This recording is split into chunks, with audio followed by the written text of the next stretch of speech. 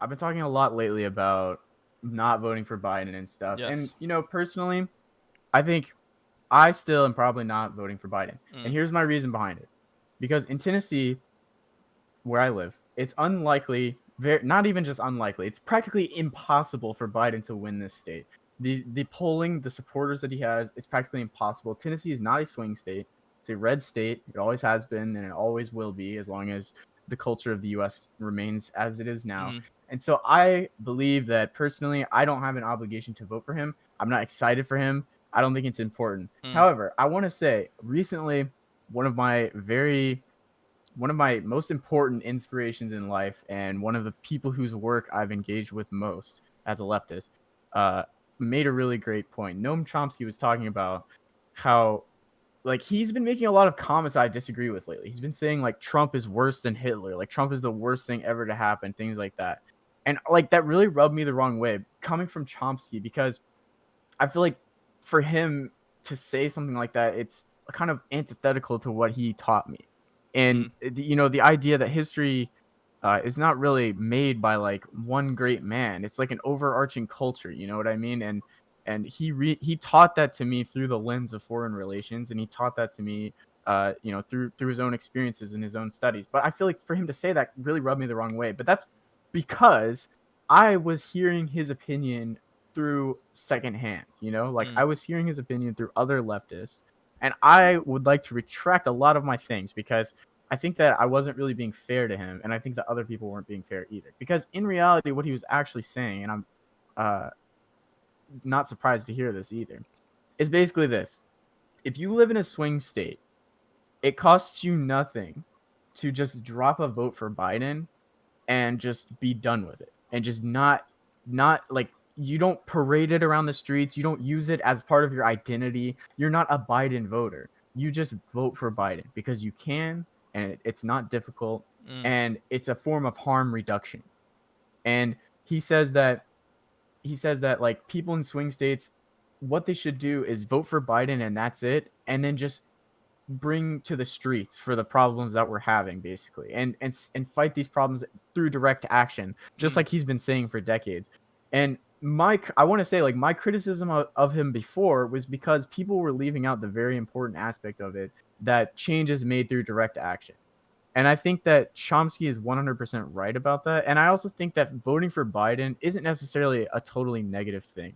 I think it is a form of harm reduction, especially in swing states where your vote might actually matter, whereas in my state, it doesn't. Mm. So I think my new recommendation is this: I don't care who you vote for. You should vote for who you want to vote for.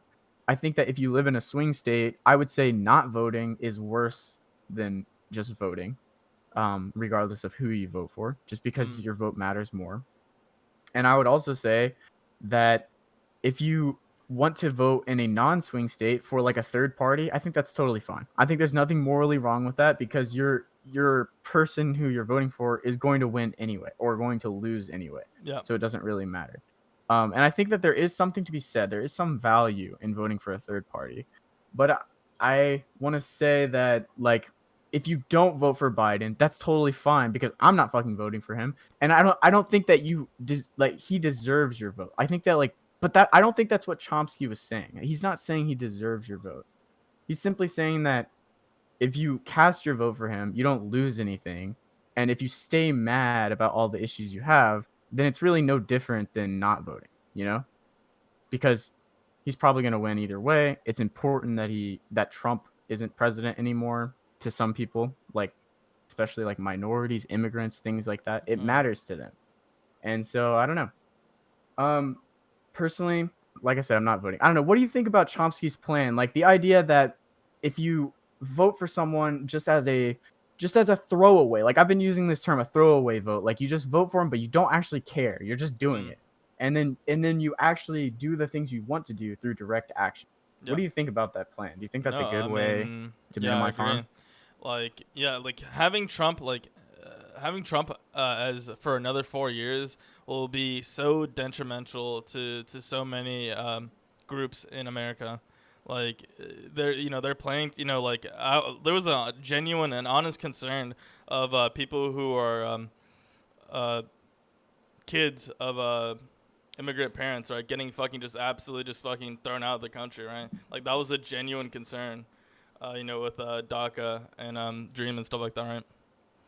And I think Trump for another 4 years is just like there's no good coming from it. I think his first presidency has done a lot to radicalize a lot of people, but I think another 4 years isn't gonna do any help. And Yeah, of course, I live in Florida, so of course I'm gonna be riding with Biden, yeah. unfortunately. But And that's the thing is like Fritz is making a great point too. I think nothing's going to change either way. Dims are screwing us every chance they get. I'm not co-signing that by voting for a rapist. I totally agree, and that's my opinion as well. But here's the thing: is like I think that if you were, for example, I'm not advocating you to do this. I'm just saying, um, like if you were to vote for him, I don't think that you need to identify with him at all. Like you don't vote for him and go, oh yes, I'm proud to vote for Biden. Like if I were to vote for him, let's say that I vote for him, I'm not even gonna tell you. Like I'm gonna lie and say I didn't because it doesn't matter. The point is I hate Biden. I don't agree with anything he says. And my vote doesn't matter because if I vote for Trump, I'm voting for a fascist. If I vote for Biden, I'm voting for a neoliberal who's never going to achieve anything. It doesn't like functionally my vote doesn't matter. So like to me, if I can minimize harm to someone who I care about, aka like minorities, working people, by voting for Biden, if I can minimize harm by doing that, then I probably would. I'm not because I don't live in a swing state, but even if I did, like I said, I would lie about it because I'm not proud of my vote. And I think like people like David's never going to go out in the streets and be like, yes, Biden is like the person who I Yeah. identify with. He's simply voting for him because he has no choice. Like Yeah. we live in a shit system with two choices. We have one party with two wings, and you have to vote for one of those two. And until we change the system through direct action, voting will never matter.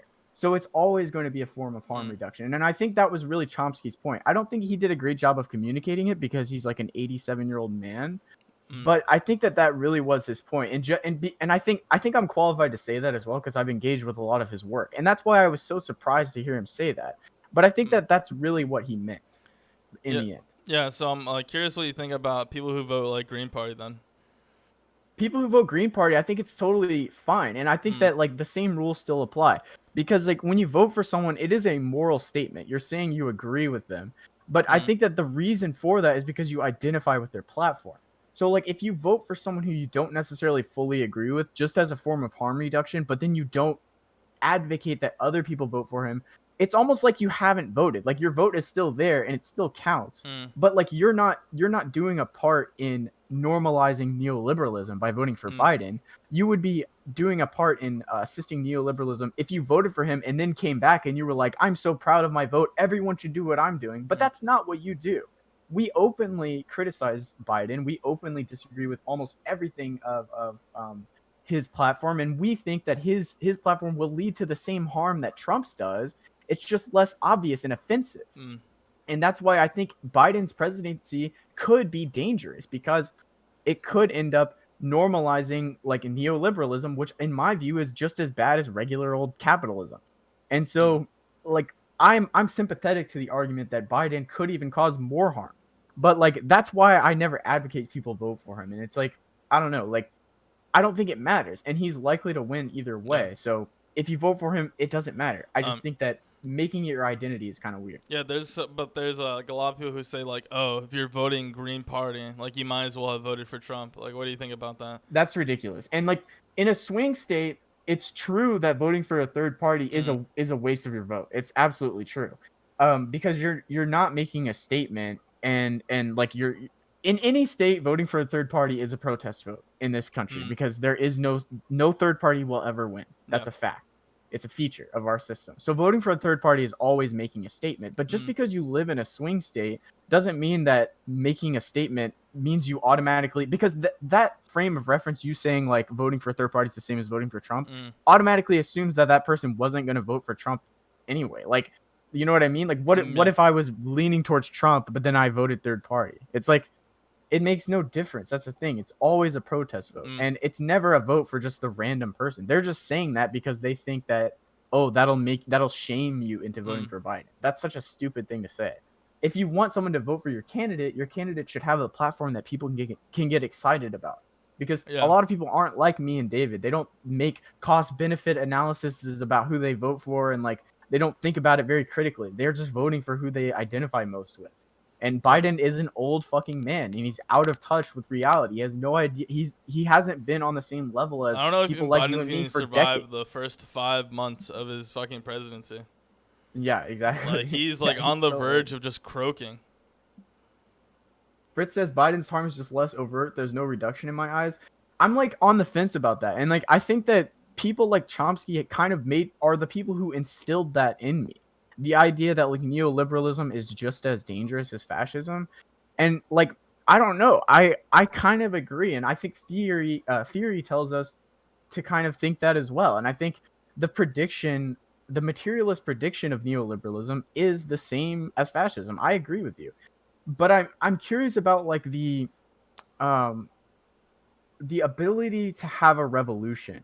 I Mm. wonder if it's more likely for a revolution to succeed under neoliberalism, or um if it's more Fascism. likely to succeed under fascism. Mm. You know what I mean? Because on one hand, you have the accelerationist argument where it's if conditions are bad enough, people are more likely to revolt because they have nothing to lose. But then you have the other side of the argument, which I tend to lean towards, which is when you have resources and capital, you're able to more effectively compete with capital, which I think is also a good argument that's worth looking at. And both have their ups and downs. One most notably with the accelerationist argument, the down is that life sucks ass for everyone because you live in a fascist hellscape. Whereas at least with neoliberalism, if the revolution never happens, life is a little more comfortable for working people. And so I mean it's a cost benefit, it's a utilitarian calculation that you have to make. And I think it's a personal choice for everyone, and I think both sides are legitimate. And it was a little foolish of me to like just dismiss Chomsky's Mm. suggestions so wantonly and trust what people said on Twitter because they were straw manning him, to be completely fair. But yeah, I just wanted to say that, and I'm a huge Yep. fan of Chomsky. And I also wanted to say, like, no matter what David and I, or anyone watching this, or anyone listening to this, ever do for the left, most likely Chomsky has done 1,000 times more than we have. And like, Yep. I don't know, it felt weird to criticize him so hard. So I don't know. I just want to like be more fair. I love you, No, man. for sure. But with that.